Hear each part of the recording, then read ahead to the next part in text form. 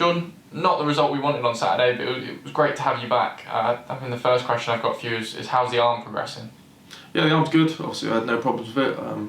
Delighted to get back quicker than expected, but the surgeon was happy with it, happy that it was healed, so it was good to be back out there. Obviously, the result was disappointing, but we've got a big 9 games to go. It was a real shock when the gaffer announced that you'd broken your arm, because you played the rest of the 90 minutes of that game and it seemed like nothing was amiss, but it was another one to add to the injury list. But fantastic to have you back now and hoping to have the other injured boys back as well. Yeah, obviously it wasn't something I expected. It was obviously got a knock to the arm in the 92nd minute at Southend. Didn't really think anything of it. Thought it was a dead arm. Woke up the next day in pain, so went to A&E and was shocked to find out that it was broken. But it's one of those things. It happens in football. You just got to get on with it, and I'm glad I'm back fit now.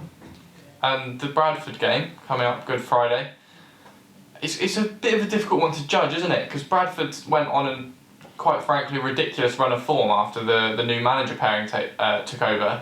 That form has dropped off a little bit, but you know they're a side capable of beating anyone. Yeah, it's like every team in this league. If you're not on your game, you're going to get beat. So we've got to make sure that we do everything that we can control, make sure we're at it, make sure we're ready for the battle, and take it from there. And it was quite the game when you played Bradford here at the Innocent Newlawn in September. Finished 2-2, Bradford down to 9 men, and Aaron Collins' 96th minute equaliser. I mean, I hope you'll be crossing your fingers for something a little bit more stressful than that on this occasion. Yeah, obviously that was one of the games. I think that was when the fans were back in as well. So it's going to be a completely different game. Obviously they've got a new manager, no fans are going to be there, but we know what we can do. We've got to make sure that we stick to the game plan, go into the game confident and looking for the 3 points. And there's obviously all the talk now going into the business end of the season, or whatever you want to call it.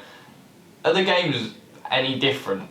Or is there genuinely like that extra little bit of fight in teams? Yeah, obviously towards the end of the season the pressure is increased slightly, but I think we've got to embrace that. We've got to be excited by the challenge.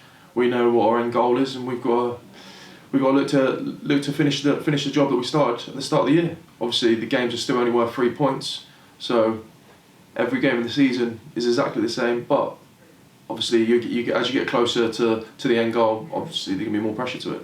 There have been a few frustrating results over the last 3 weeks. 3 games without a goal, but the chances have been there. So realistically, I suppose it's one of those cases where some might look at it as a cause for concern, but the chances you're creating, it's just a matter of misfortune rather than anything else.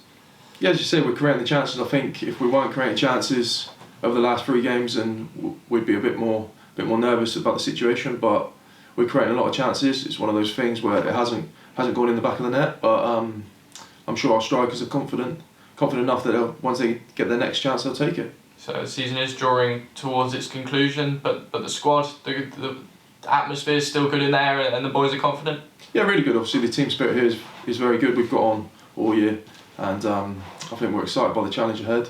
We're looking to embrace it and finish the job.